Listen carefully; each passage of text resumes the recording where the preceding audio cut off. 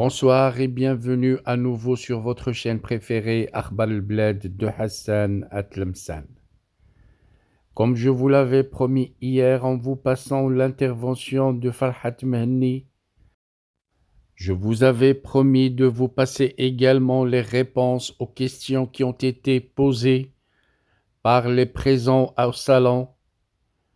Aujourd'hui, ce soir, je vous passe les questions pertinentes qui ont été posées à Farhat Mehni au sujet de la Kabylie, au sujet de la proclamation de l'indépendance, le monde entier à travers l'audience française et les Français et les écrivains internationaux qui étaient présents au salon, les réponses pertinentes, spontanées et très convaincantes de Farhat Mehni. Je vous laisse donc écouter et vous en jugerez vous-même.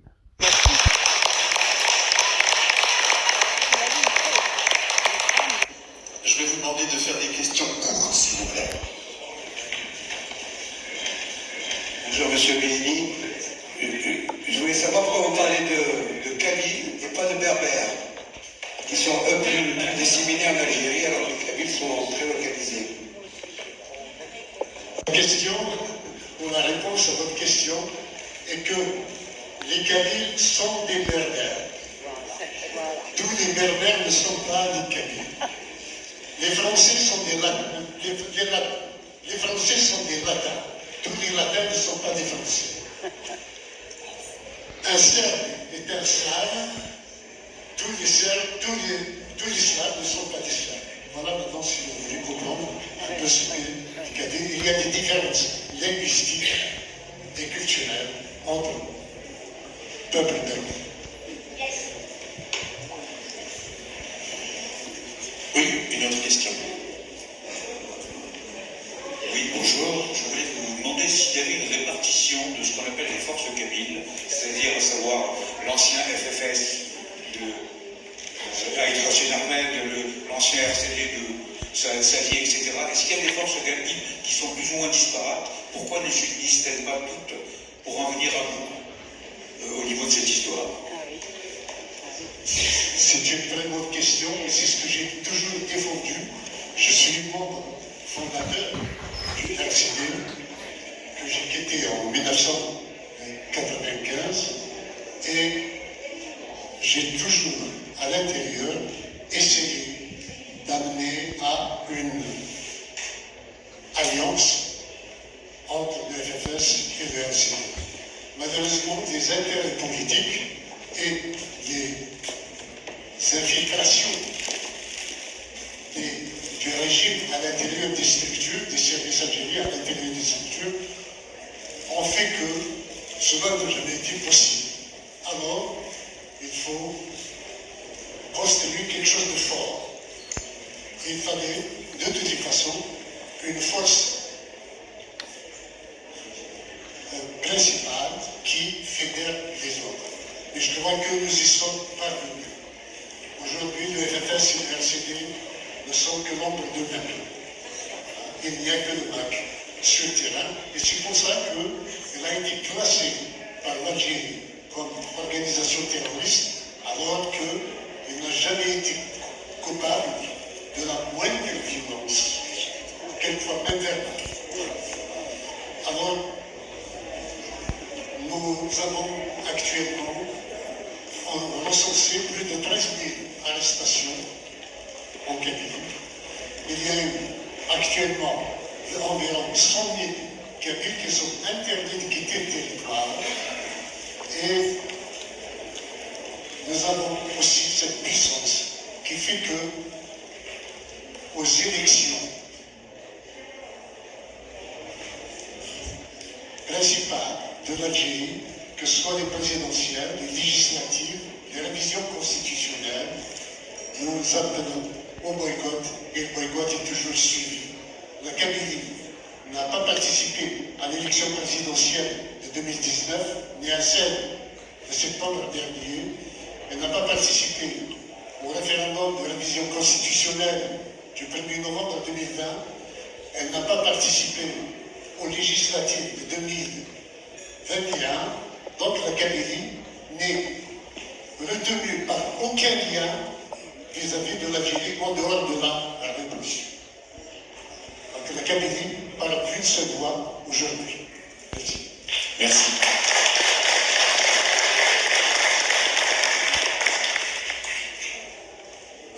Bonjour, je vais vous poser une question d'actualité. Il y a Christophe Glaise, un journaliste qui est parti interroger un directeur de football en Kabylie et qui a été condamné à 7 ans de prison et il a été condamné pour terrorisme parce qu'il est parti interviewer un directeur de club de football qui se tenait en Kabylie. Qu'est-ce que aujourd'hui être interrogé un membre, enfin un président de club de football est-il assimilé à être un terroriste? Vous savez, il y a un jeune de 18 ans qui avait sur sa page Facebook mis ma photo avec la guitare.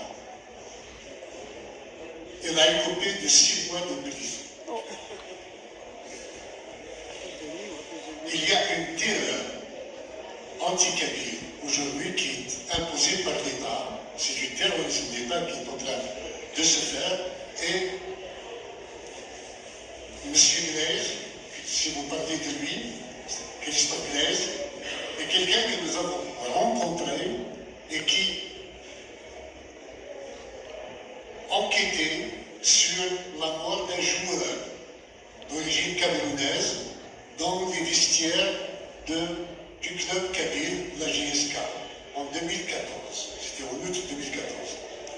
L'Algérie avait fait passer la version officielle disant que c'était des supporters qui jetaient de l'ardoise sur des joueurs qu'il avait perdus ce jour-là, le match, et qu'il avait tués.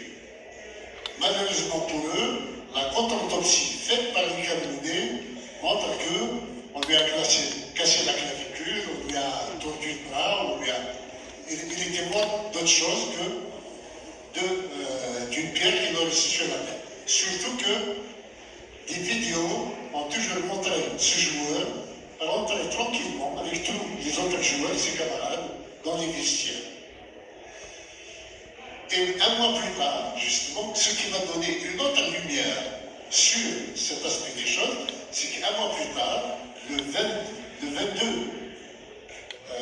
21 ou 22 septembre 2014, un alpiniste français a été attiré dans un guet-apens par les services algériens en Kabylie, où il fut soi-disant enlevé par des terroristes islamistes et décapité.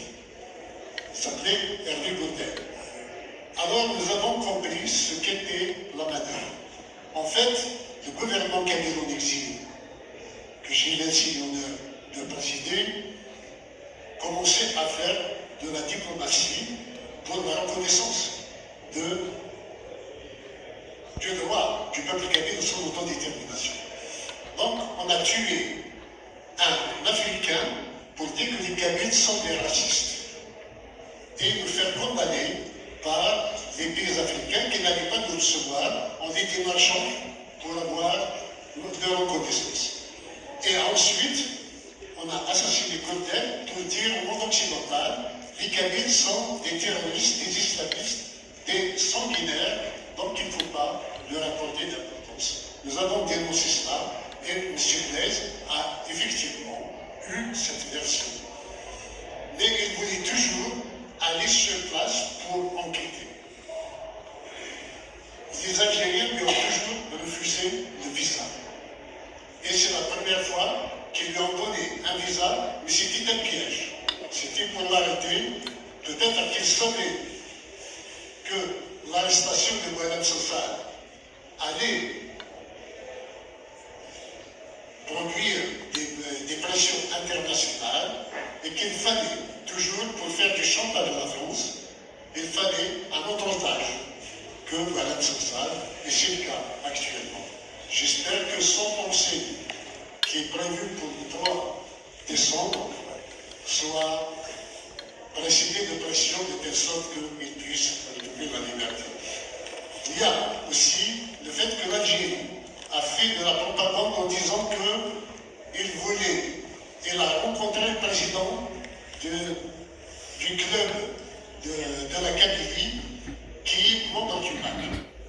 Or, elle a rencontré le président de l'équipe nationale de Kabylie qui participe à la CONIFA, la Confédération du football des nations sans État.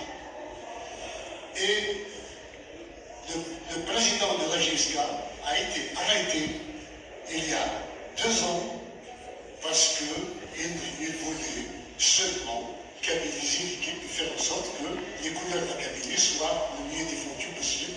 Donc il se retrouve lui aussi accusé d'appartenance au MAC alors que je ne l'ai jamais rencontré. Je vous remercie. Annonce que vous alliez proclamer l'indépendance de la Kabylie le 14 décembre, c'est ça que j'ai entendu? Est-ce que vous pourriez nous préciser ce point qui est très important? Écoutez, nous avons, en tant que militants de la première, j'ai commencé à militer personnellement très jeune, à l'âge de 18 ans, 19 ans. J'ai été arrêté 12 fois, condamné par la Cour de sûreté de l'État. J'ai échappé in extremis aux GIA aux islamistes qui avaient pris en otage l'avion de l'Airbus en 1995, à Noël 1994. En 2001, j'ai organisé le boycott scolaire en Kabylie pour toute l'année 1900 scolaire, 1994-95, et qui a débouché sur un résultat discutable peut-être, mais il y a eu un résultat. Et c'est en assassinant nos enfants en 2001. Un jeune lycéen a reçu une décharge de Kalachnikov dans la brigade de gendarmerie par un gendarme, probablement sur ordre de ses supérieurs. Et ça a déclenché pas des émeutes, des manifestations de jeunes en Kabylie. Le 27 avril 2001, ordre a été donné de tirer sur tous les manifestants en Kabylie. En un jour, il y avait plus de 60 morts. C'est à ce moment-là que nous nous sommes dit, si on a tiré aujourd'hui sur nos jeunes, c'est qu'ils vont le faire une autre fois. Si on nous a tués une centaine cette fois-ci, la prochaine fois, ça va être 10 000. Et ainsi de suite, ça augmente à chaque fois. Donc il nous fallait une solution. Nous avons créé dans un premier temps le mouvement pour l'autonomie de la Kabylie, en voulant une insertion interne. Chemin faisant, il y a toujours eu du refus de partenariat de la part de l'Algérie avec nous. Nous sommes montés d'un cran en mettant sur pied le gouvernement kabyle en exil en 2010. Sur le terrain, le mouvement, il lui a fallu 3 ans pour passer de la revendication d'autonomie vers la revendication du droit à l'autodétermination. En 2017, j'ai personnellement remis à l'ONU un mémorandum pour le droit à l'autodétermination du peuple kabyle.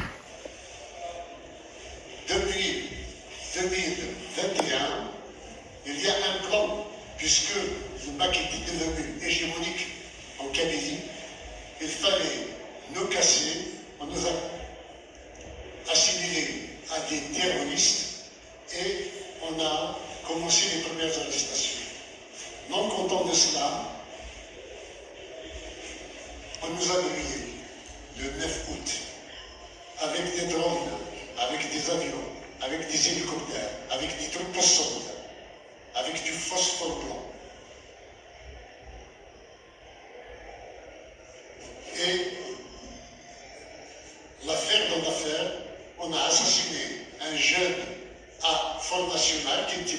région pour dire que les Kabyles sont des racistes et ce sont des agents qui l'ont assassiné sous caméra. Les caméras sont toujours là. Les agents sont connus de tous, mais on a fait des rafles par la suite. Ça a servi de prétexte pour faire des rafles dans les milieux kabyles. Tout cela devait nous amener en Syrie à prendre des armes. Il croyait que le scénario qui avait marché avec les islamistes de 1992 allait aussi se répéter cette fois-ci. Mais nous sommes des hommes de paix, nous sommes des hommes de raison. Il était hors de question pour nous de répondre à la provocation. Continuons notre travail. L'année dernière, nous avons proclamé la renaissance de l'État kabyle. La Kabylie avait un État au moment où la France était là-bas. Et quand l'Algérie fut créée en 1839, c'était le 14 octobre 1839, par décret, il y avait deux pays. Il y avait l'Algérie française et la Kabylie indépendante. L'annexion de la Kabylie n'a été tentée qu'à partir de 1857, puis après la rébellion massive des Kabyles en 1871, sous la houlette du roi Mourani. La défaite fut très violente, je vous passe un peu d'histoire, et beaucoup de Kabyles ont été déportés au même temps que Louis Michel, en Nouvelle-Calédonie, et des dizaines de milliers ont fui vers l'Est, ont été déportés vers Cham. Il y a encore des milliers de Kabyles qui sont palestiniens, et que l'Algérie a refusé de réintégrer dans la nationalité, au prétexte que si on les naturalisait de nouveau, il n'y aurait plus de problème palestinien. Donc, quand nous avons rendu public, quand nous avons proclamé la renaissance de l'État kabyle, nous avons invité l'État algérien à des mesures d'apaisement, la libération des prisonniers, l'abrogation de la loi scélérate qui nous assignait à des terroristes que nous ne sommes pas, et à ce moment-là, on peut s'asseoir à la table des négociations. Nous n'avons pas été entendus. Nous avons reporté la date de cette déclaration à 2 reprises. Maintenant, faute de partenaires, il y a eu quelques tentatives d'approche de la part de Tebboune, en personne qui a envoyé des émissaires demandant à ce qu'on arrête cette déclaration d'indépendance.